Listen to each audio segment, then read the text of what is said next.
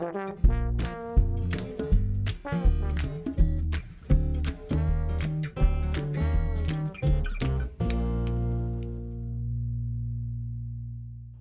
everyone to another episode of Culture Cooking. My name is Jacobsen Valentine. I'm the founder of Feed the Mass, a food revolution organization here in Portland, Oregon.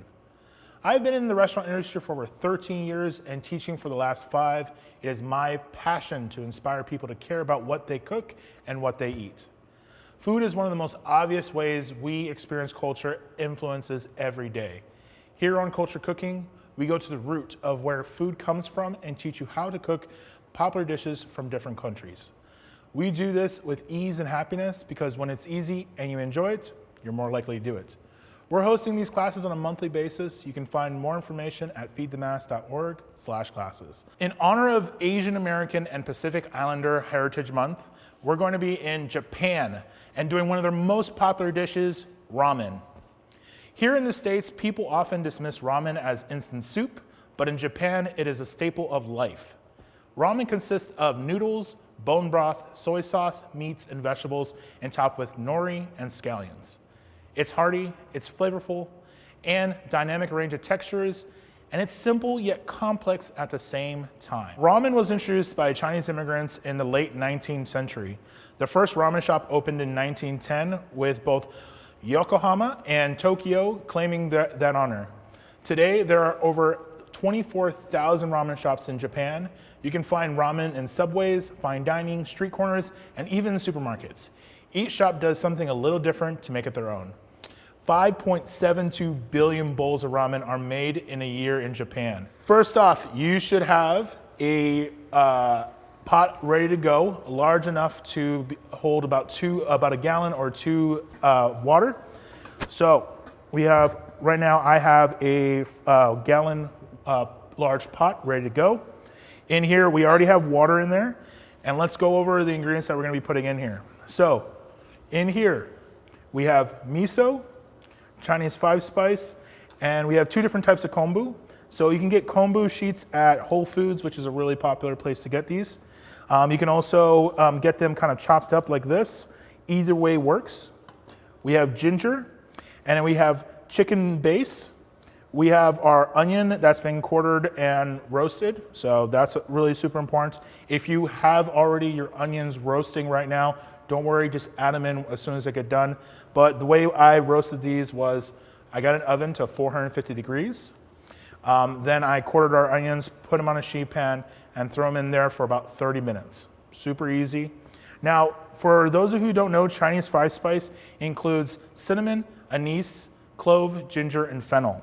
And if you have all those ingredients, just do equal parts of them, and you got your Chinese 5-spice. So let's get started on making our broth.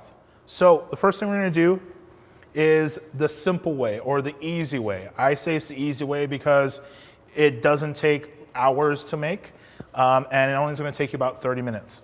So the first thing we're gonna do is add in all of our ingredients into the pot of water. So we have our kombu, we have our chicken base.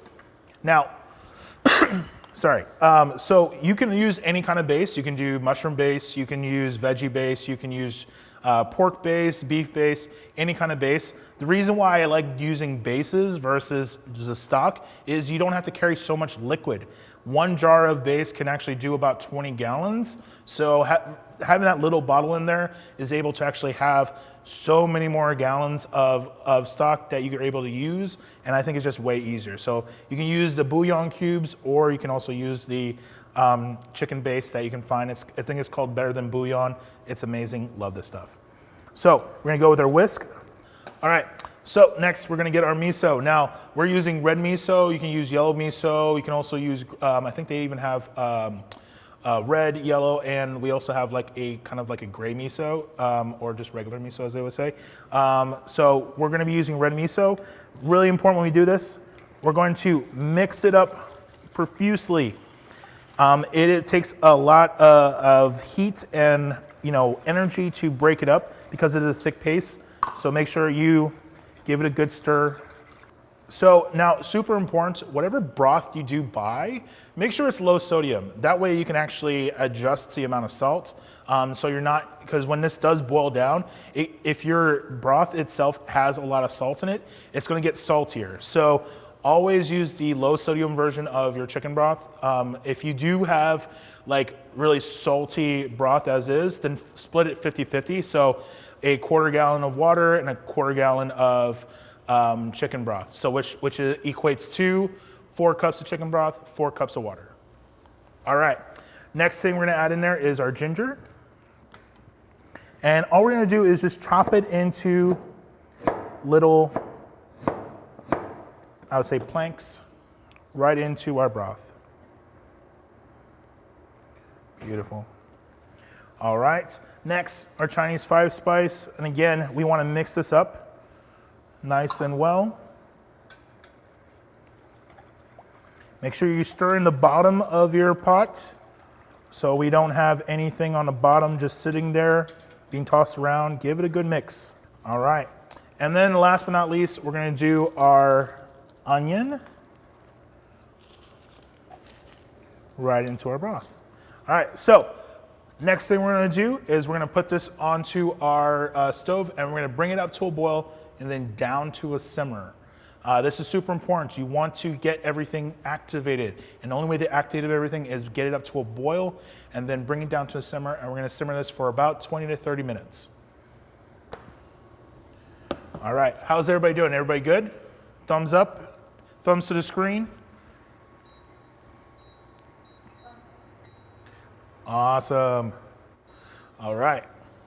So let's talk about the longer way. So one of the things that I find is the official way that people do it in Japan takes hours, sometimes anywhere from 4 to 8 hours to make their broth.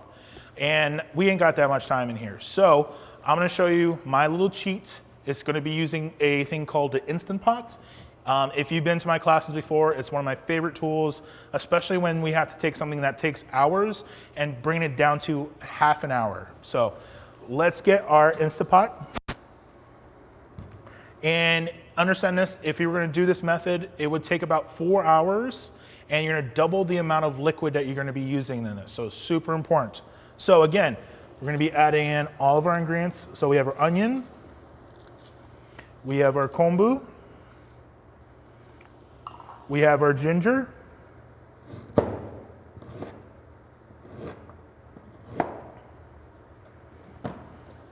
we have our Chinese 5-spice, and then we have our miso. All right, so we're gonna give this a quick stir. Make sure everything is combined. And then last but not least, we're gonna use chicken feet.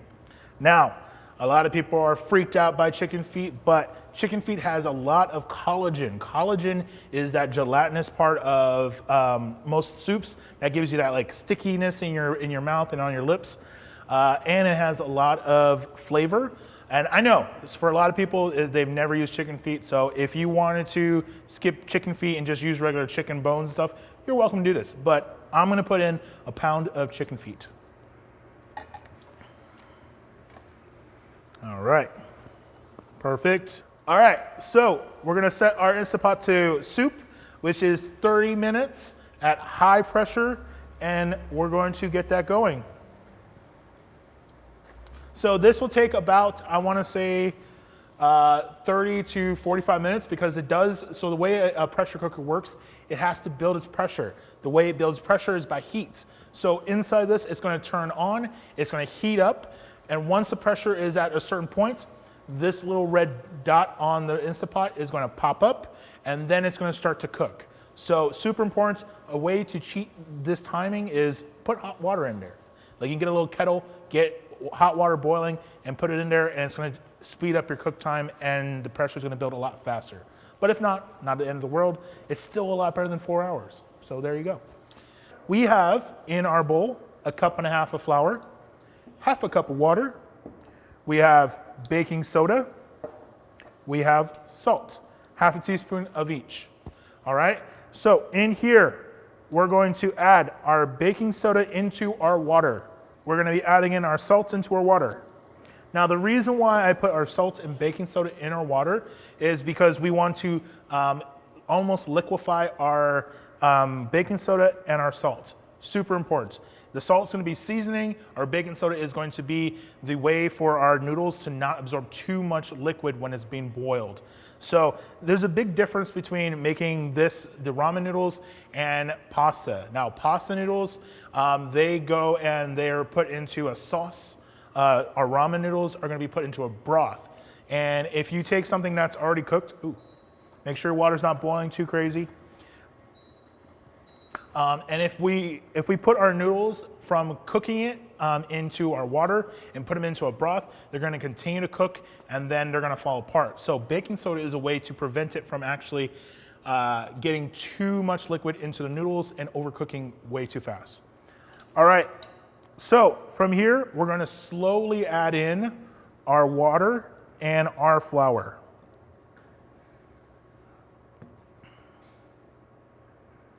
All right, so now we have all of our liquid slowly added into our flour, and then we're gonna go with our chopsticks and kind of turn it into a mixer and really start kind of getting that dry and wet combined.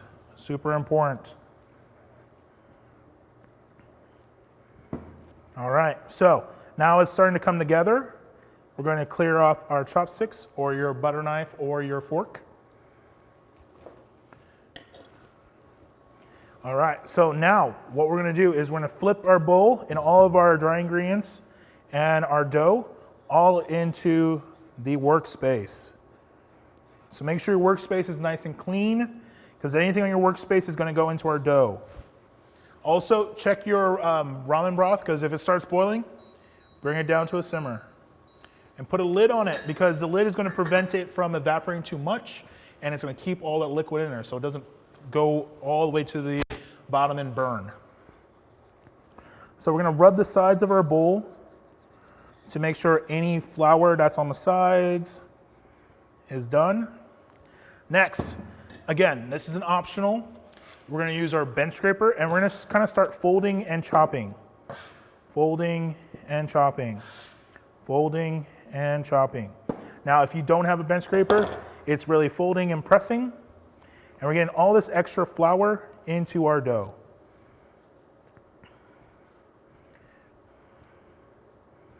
There we go. Perfect. And once it kind of starts coming together, it's time to start kneading. So if you notice that your dough starts to get kind of sticky, just give your hands a quick rub. It's going to be kind of like the texture of Play-Doh, maybe a little like not as firm, but I think we're right. And then now we're going to start kneading. The kneading process is very simple. We're going to fold it, press it, turn it, fold it, press it, turn it, fold it, press it, turn it. Nice and simple. Now if it's starting to stick a little bit, we're going to take a little flour and just kind of give it a quick dusting. Nothing too crazy. There we go. All right.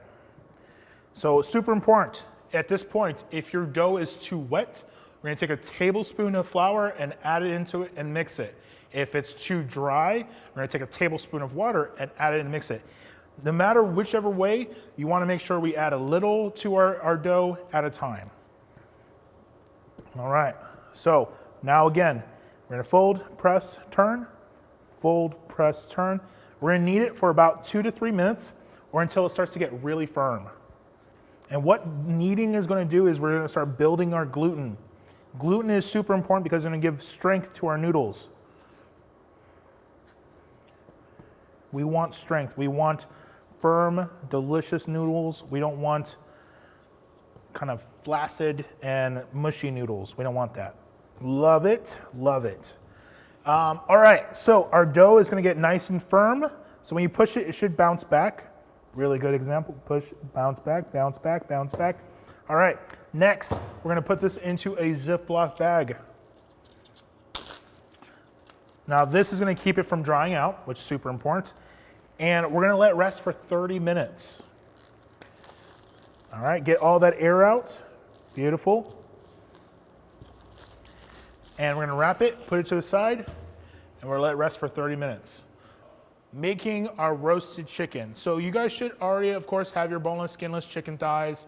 I love chicken thighs because you can't really mess them up. You can overcook them up to 200 degrees and they're still delicious. And I like to have my chicken with skin on and bone in. So if those of you who got your chicken thighs and they have bone in and skin on, I'm gonna show you a little trick to make them cook a little faster. All right, so what we're gonna do with our chicken thighs, we're going to, and this is the same step that you would probably do after, I'll show you what you're gonna do with the skinless and boneless chicken thighs in a second. But for those of you who have chicken thighs that have bone in and skin on, I'm gonna show you how to make these cook a lot faster and show you a little bit of quick little trick. So we're gonna take our chicken. We're going to actually kind of, you notice that one side is super thick and the other side is super thin. We're gonna kind of open it up so it's all the same consistency all the way through. So all we're gonna do is lay skin side down our chicken thigh, and we're gonna cut right along the bone, almost kind of opening it up. And we're gonna cut on the other side of the bone. Again, opening it up. And it's gonna kind of create this kind of like consistent like thickness all the way through. We're not gonna cut all the way through. We're just gonna cut just along the side just to open it up. All right, so that's one. And then our second one, same thing. Cut on both sides of our chicken thigh. All right, so you can either do this next part in a pan or you can also do this in a bowl, but we're gonna season our chicken. So if you're gonna be doing this vegetarian, all we're gonna do is we're going to take our tofu and we're gonna season it, put it on a sheet pan. I'll put a little oil on the sheet pan, and you're going to still season it with salt, pepper, and the Chinese 5-spice, just like you would with the chicken. And you're gonna throw it in the oven, same thing, for about 30 minutes. So nothing really different. All it is just chicken and tofu. With our chicken, you should have a sheet pan or a cast iron pan is also good.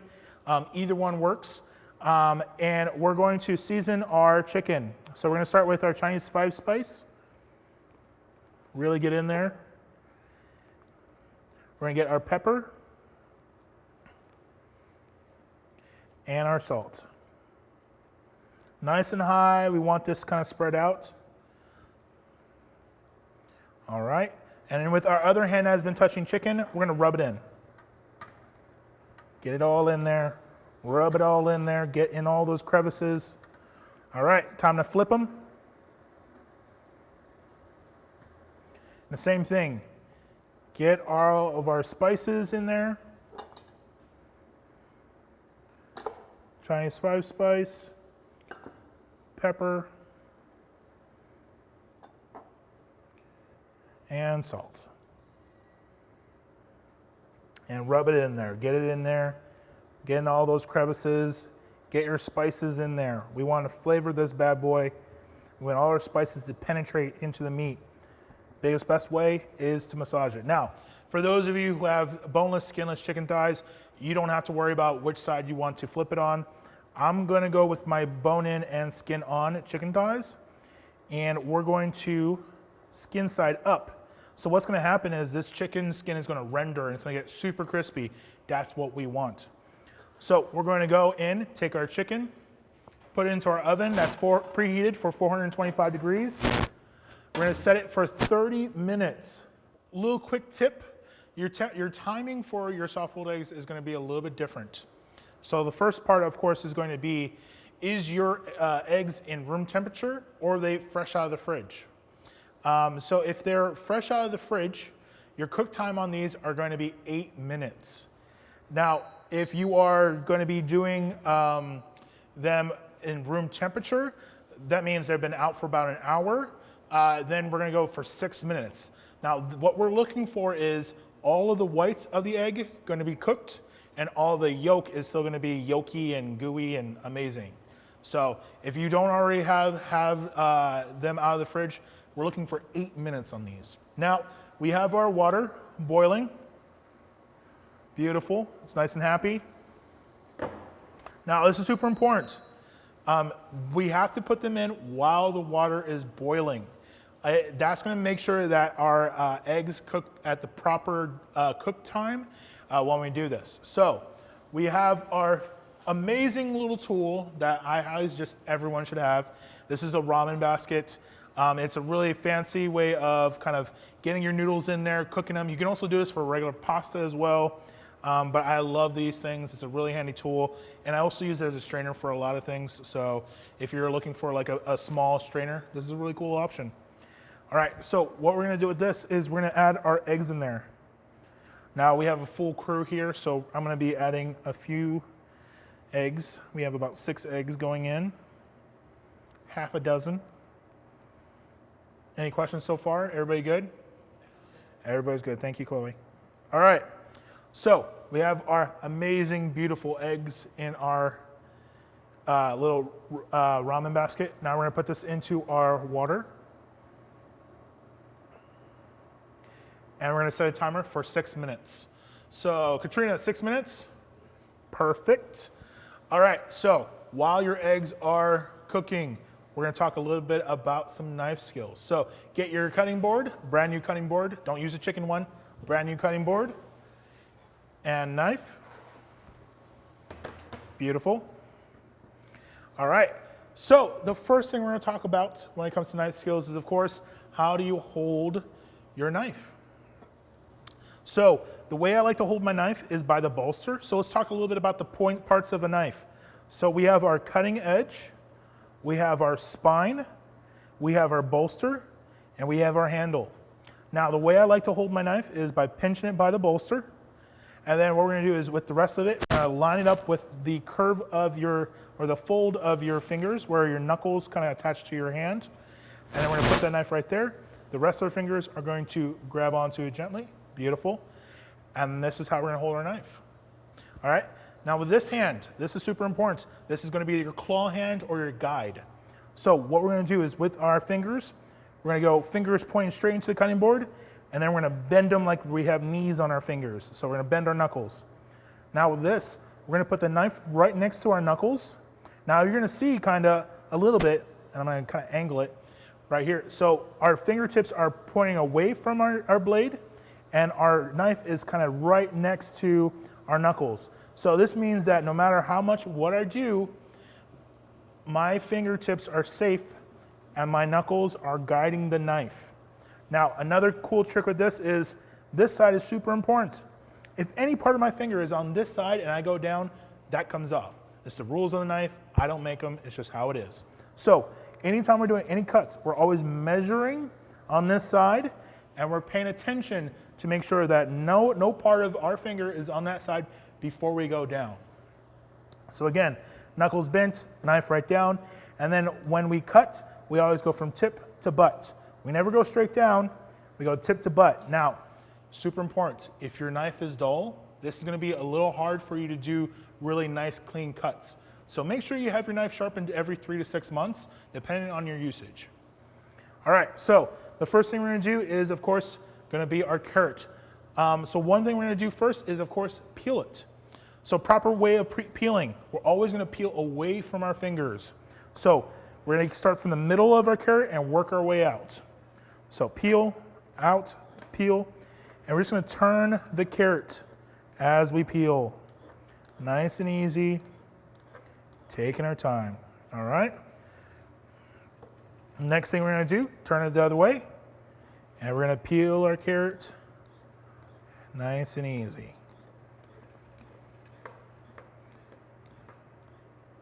Beautiful. All right. So all of our peels, we do not throw into compost.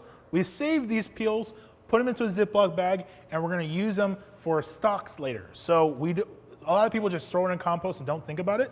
Put it in a Ziploc bag, throw it in your freezer, and once your Ziploc bag is full of compostable, amazing veggie scraps, put it into a 4-quart pot of water, let it boil for a couple hours, and you have yourself amazing veggie stock.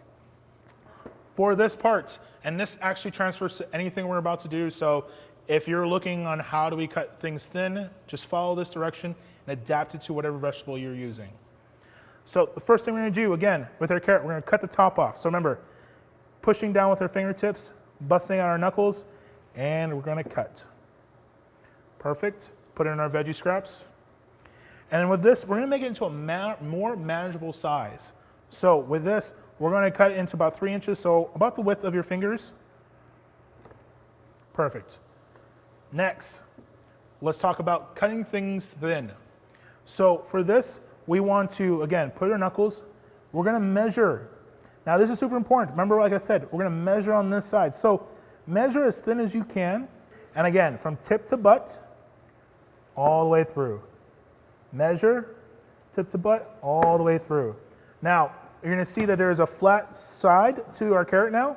We're gonna roll it on that flat side. Now this is gonna prevent it from rolling around. And again, measure, cut, measure, cut, measure, cut, measure, cut, measure, cut. You're probably gonna need about 2 to 3 of these little thin planks per person when we do this. Egg timer is going off. All right, so super important. Before we grab our eggs, we're gonna grab a bowl.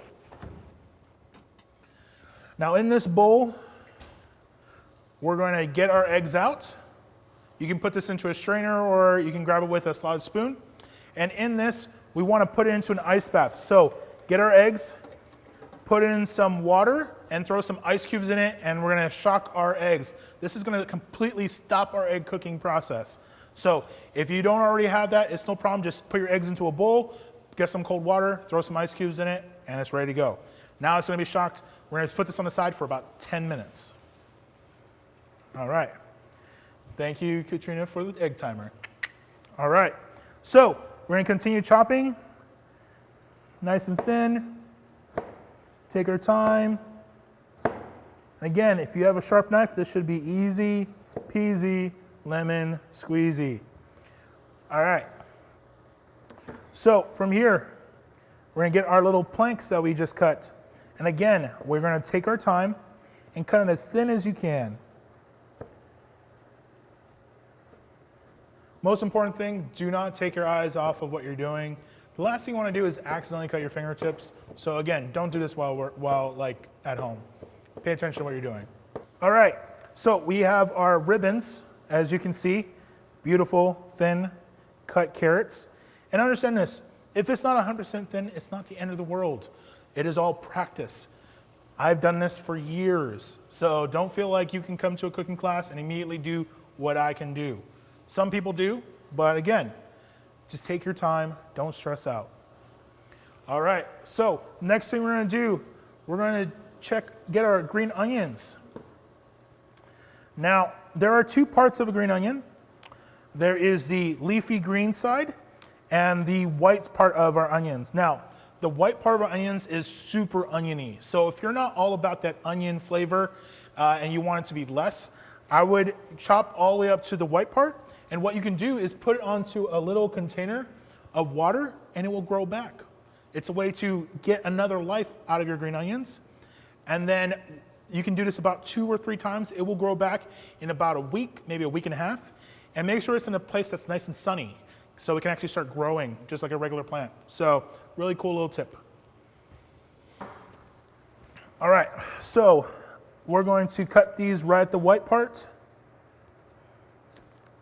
Keep these with your other green onions.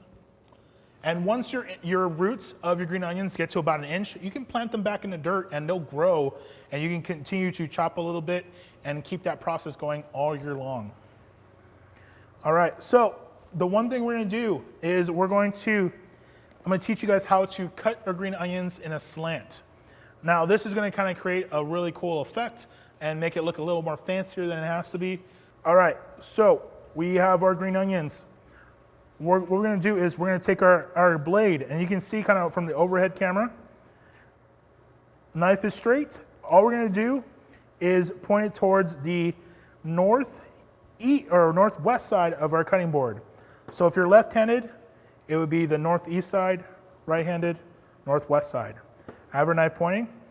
Our green onions are gonna be going across from west to east, or if you're left-handed, east to west. And we're going to keep our blade at that point, and we're just going to chop. And again, using the knife to do all the work, cutting into your cutting board. Do not be afraid of hurting your cutting board.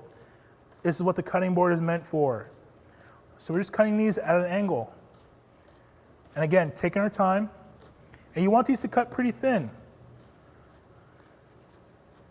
So don't be afraid, get in there and get that rocking in. There we go. Taking time, tuck those fingers in there. All right, so we're never gonna use our knife to scoop up anything. Super important. So what we're gonna do, take our cutting board, bring it to the edge, go with our hand, and we're gonna scoop it into our hand. All right. Perfect. All right, so we have our two toppings. We have our carrots and we have our green onions ready to go. Now, let's go back to our eggs.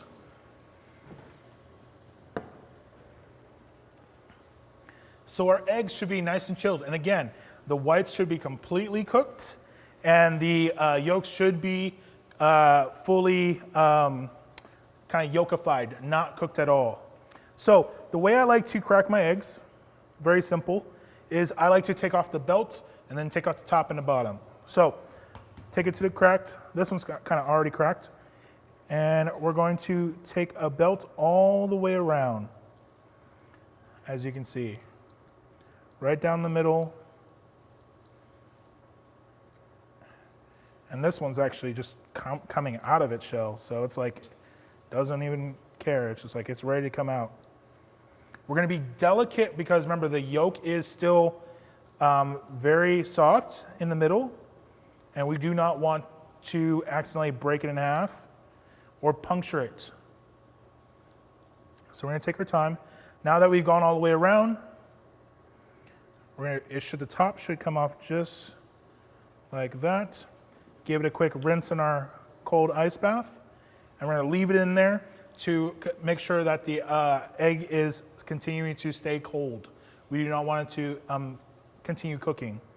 So we're gonna go again. Tap it, and we're going to peel that belt off. Right down the center. Now, the way I found out how to do this is I had to do a banquet and I had to peel hundreds of eggs.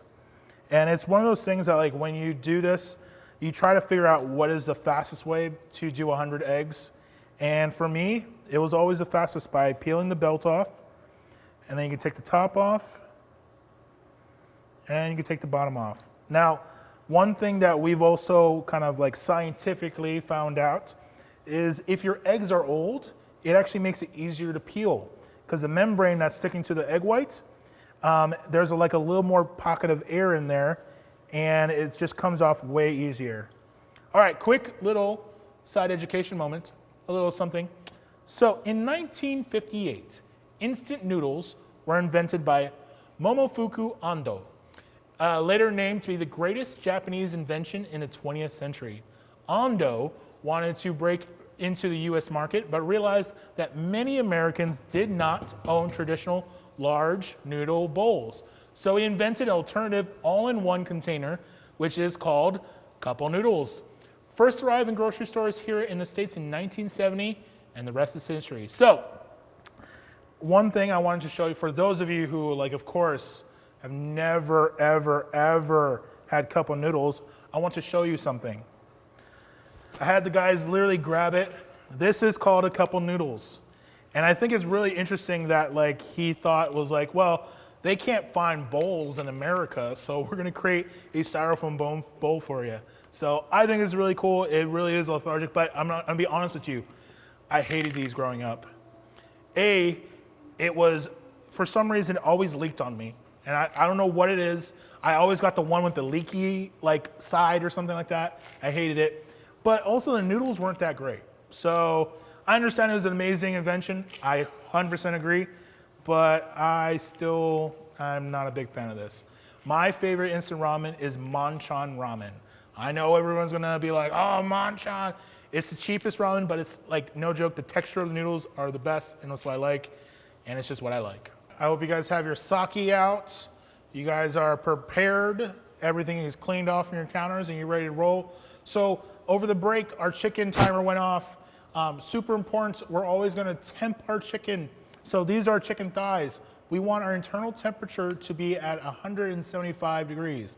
Now, if it was white meat or chicken breast, you would go and try to temp it at 165 degrees. But with chicken thighs and dark meat, you want to go to 175 because if not, it's going to actually be a little bit, oh, perfect. It's going to be a little bit still on the rare side. So we want to go up that extra 10 degrees to make sure there's no redness into our chicken because it freaks people out. It's 100% edible, but it freaks people out. So always want to go with 175 for dark meat. So when you're using your thermometer, you're always going to go to the thick side and close to the bone. Super important. The bone is probably where a lot of the redness is going to be. So we're going to make sure that section, thickest part, into it. Make sure it's turned on. You're going to make sure it's about 175. Oh yeah, it's coming.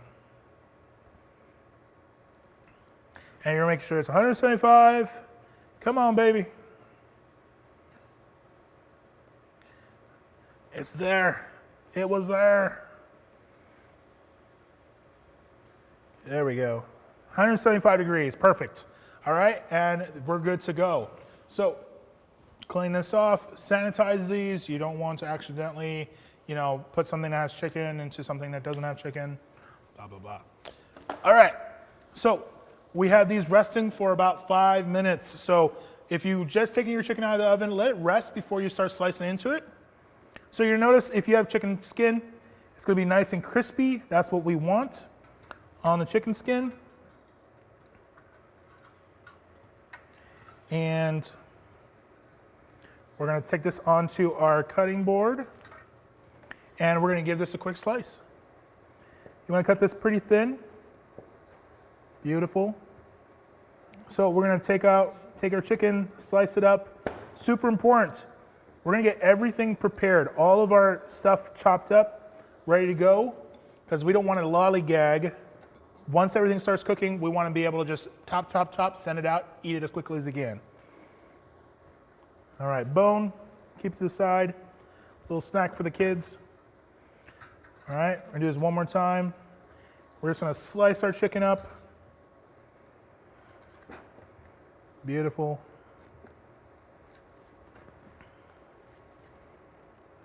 Hot. Be careful, it is just out of the oven.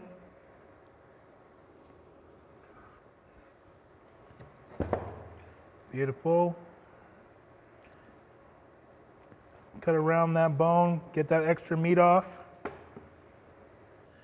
We're gonna take our chicken bones, put it to the side. We're done with that. Get our cutting board, put this to the side. And we're gonna get ready to make our ramen noodles.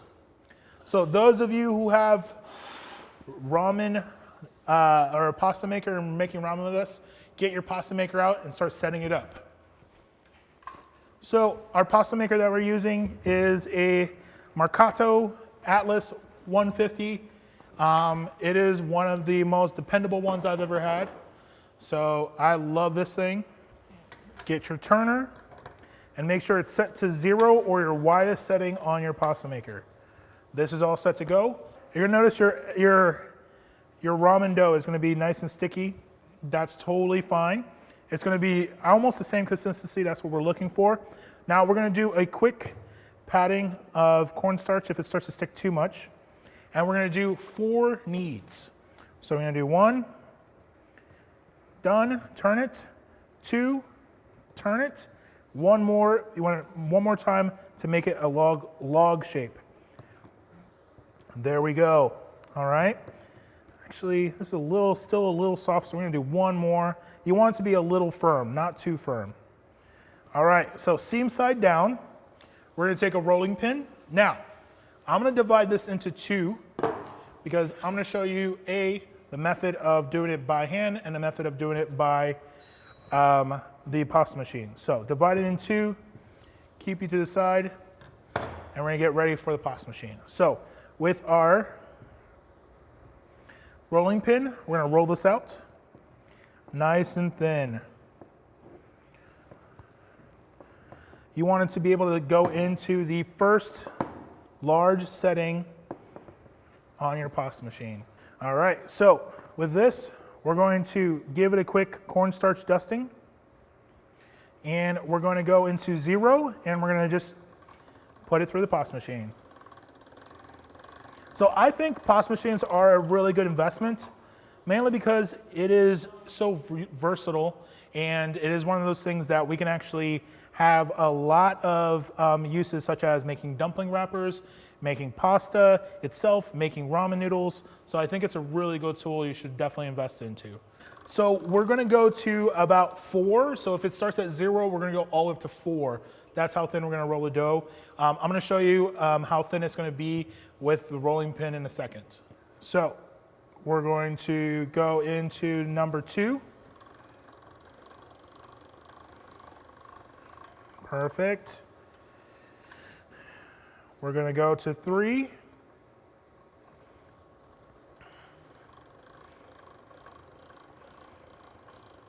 You're going to notice it's going to get longer and longer, and this is our last one, number 4. So if you start on 1, you'll be at number 5. But we started on 0. And now we're on number 4, or if you start on 1, it's going to be 5. Beautiful. So we're going to push this in half. We're going to kind of measure, and we're going to cut this into 2 portions. Now, if you're using your whole dough, you're going to roll it out into 4 portions. So cut in half, cut that in half, then cut it again in half, and that's going to be 4 portions. Next, we're going to take our dough, and we're going to put it through our angel hair settings. We're going to get our cornstarch, and we're going to give them a quick dusting so they do not stick when we go through. All right, so we're going to put it through. That's what we're looking for. All right. Again, one more dusting, a lot of cornstarch. We do not want them sticking together. So when you're doing that, want to make sure you're hanging it on your hand and you're lowering it in. Don't lay it onto the machine and then kind of feed it in. It will start to crumple. So lay it straight up and down and hang it into there like you're kind of dropping like James Bond into a vat, and cut it. And then once it kind of aligns in, lay it down, and then roll it all the way through. Super important. All right, so we're gonna get our dough.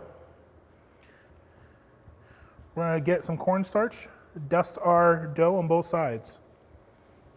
Next, rolling pin. Super important. Really gonna kind of go gently when we do this, and you're always gonna go in one direction.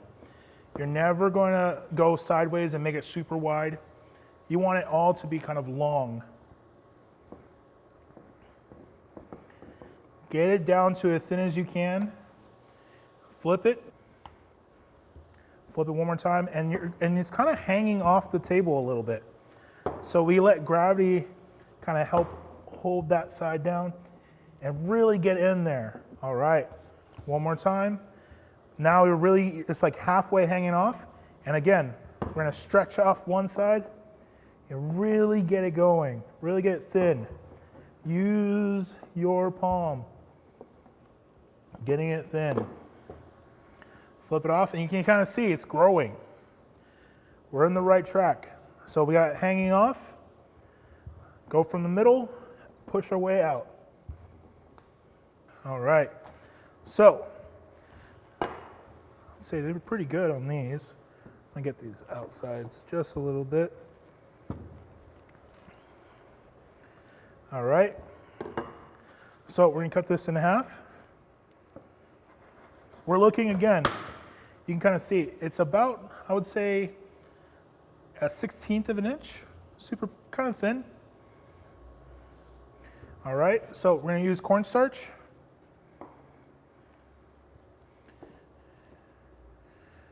And we're gonna do cornstarch on this one. And this is gonna prevent it from sticking because we're gonna fold it and fold it again. All right. Fold in half, fold into thirds. All right. So, take a knife, and we're just gonna cut our little noodles nice and thin.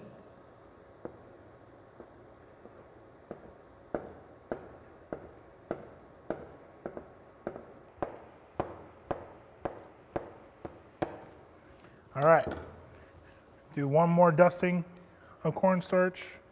Had just enough for all of this. And these are gonna be our handmade ramen noodles. I think they're not bad, they're pretty good. Now it's time to make our ramen. So we have our water boiling. Now I'm gonna show you guys, for those of you who are using dried ramen or fresh ramen. So fresh ramen versus dried out ramen, the cook time is gonna be drastically different. So for the dried ramen, we're going to kind of follow the package on these. So this one says boil for 3 minutes. So super important, do not overcook your noodles. Super important. So we're gonna take our noodles, make sure our water is boiling, and we're gonna stick it into our water. I'm gonna use a chopstick. It's my handy dandy tool that I like to use for this. And we're going to make sure that our ramen fits in our basket, which it is, beautiful. And we're gonna set a timer. Timer is one of those things that you get used to using. You need to start using a timer because timer makes things consistent, all right? So one thing is, if you're gonna be doing these in batches, like if you're gonna do it for a party or something like that, have a bowl of ice water ready. So every time you do a batch, you put in ice water, stops the cooking process, and then you put it to the side, and then when you are ready to serve everybody, you get your little bowls of cold noodles, and you put your broth on, and it's ready to go. So our noodles, our dry noodles are happy. They're getting going. They're starting to kind of break down in the water. Beautiful.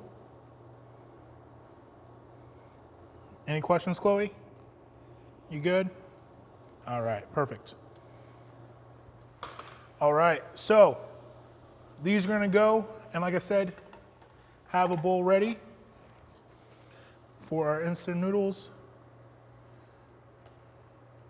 Just about there. I wanna take these out a little bit al dente because again, I don't want our noodles to kind of get too mushy, but these are gonna be our instant ramen noodles. All right, so before we start cooking all your noodles off, I wanna make sure we're getting our broth ready. So our broth is now ready to go. We're gonna get a bowl. And it's time to start straining out your ingredients out of your broth. So I'm gonna use a spider, you can use a slotted spoon, and we're gonna take all of our ingredients from our broth and put it into your compost. It's already been spent, so I wouldn't stress too much. Now, for our Instant Pot, we're going to take the steam out and let it depressurize, all right? So, keep that on the side. We have our broth ready. We're gonna get our ladle. Beautiful. All right, so broth that you guys have done is already complete. We're getting the steam out of this one. Beautiful, nice and happy. And now let's get into cooking our noodles. So here we go with our basket. First thing we need, of course, is going to be our chopsticks. Get our chopsticks out. Get our basket. Now, if you are cooking all your noodles all at once, get all your packaged noodles ready. We're just going to dump it all in there. Get your colander ready in the sink because if it's fresh noodles, we're looking at about less than a minute. If it's dry noodles, 3 minutes. So get everything ready. Get all your mise en place ready, get your bowls ready, and we're ready to go. So basket ready, get your bowl ready. Bowl ready, ingredients ready. Now, in your broth that you're gonna be putting, you're gonna have a couple additions. So we have some rice vinegar to give it a little bit of sour, a little bit of soy sauce. We're gonna use a little bit of sriracha, some fish sauce, and sesame oil. You can use whatever seasonings you want to kind of flavor it the way you want, but these are some easy ones that should be in most pantries. We're gonna get a spoon, and I like to go equal parts on all of these. So a tablespoon of soy sauce, tablespoon of rice vinegar, fish sauce, sriracha, and sesame oil. It can be whatever measurements you want. Make it taste the way you want it to taste. So we're going to soy sauce, rice wine, get our sriracha. Beautiful. Sesame oil. Perfect. And of course, our fish sauce. All equal parts. Mix them all up. And again, like I said, this is going to be quick, so we don't need to be lollygagging. We're going to get our broth. Put it in a bowl. We're going to do 2 ladles. Have that ready to go. Oh, yes. So our ramen broth that is done in our Instant Pot is ready to go. The steam is already dissipated. And we're going to go in, and you're going to see the chicken feet are, oh my gosh. They are nice and gelatinous and wiggly. It is something that I think, I tried it the other day and it is so good. It's my first time trying chicken feet and I was like, this is delicious. Oh yeah. So we got chicken feet. So I want to do an overhead shot. Can we do an overhead shot real quick? Look at that, chicken feet. Oh, that looks good. All right. So we have our broth ready to go. Let's start cooking. All right, so broth is ready. All of our extra ingredients are in. Get our noodles, pop it into our basket. Beautiful. We're going to go with our chopsticks and stir it. We're gonna keep it moving. We don't want it to cook as a clump, so move it. We're gonna cook this for about 30 to 45 seconds. Not very long. Keep it moving. You just kind of see like that little shake it. There we go. Beautiful, beautiful. All right. Make sure we get as much water out of it because we don't want it to dilute our ramen. Beautiful.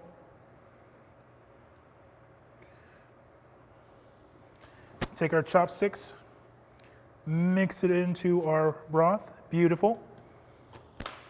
All right. Make sure. All right, so let's top this up. So we're gonna take some chicken. Beautiful. Cut a piece of chicken. Take your veggies or whatever you guys, hodgepodge in your kitchen. Get those in there. Get some green onions. Beautiful. And of course, last but not least, our soft-boiled egg. And if you did this right, which I'm very confident in my skills, the yolk should be nice and runny. Oh, we're just about there. Perfect. Oh, that's beautiful. Nice, soft eggs. Right in there. Oh, yeah. That's beautiful. All right, so the next thing you're gonna need to do, you need to get your cell phone. You're gonna get your camera out. And of course, you're gonna take a selfie, which you're gonna see this on Instagram. So if you're an Instagram follower, you're gonna see this soon.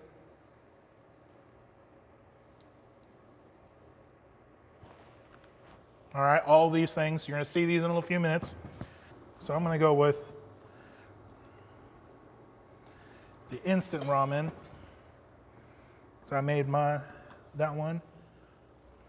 So two, beautiful, egg, amazing, gorgeous, gorgeous, toppings, gorgeous. All right, so once again, I want to thank you all for joining us tonight. And if you've enjoyed being a part of our food education experience and want to help others learn to cook and eat healthy, be sure to purchase our buy one, give one tickets for our class. Tonight, we had 5 participants purchase the BOGO tickets, and I want to thank you. Please remember to like, share, and also follow us on Instagram, Facebook, and Twitter. If you want to learn more about our FED program and our culture cooking classes, please go to feedthemass.org. Before we close, I want to acknowledge that we are on traditional land of many indigenous tribes. These people were forced to cede their land and their homes to the U.S. government at various times throughout history. We express our gratitude to the descendants of these tribes for being the original stewards of this land. This is Chef Jacobsen. Here's to cooking with ease and happiness. Hope to see you again next month when we go to Vietnam to make pho. Good night, y'all.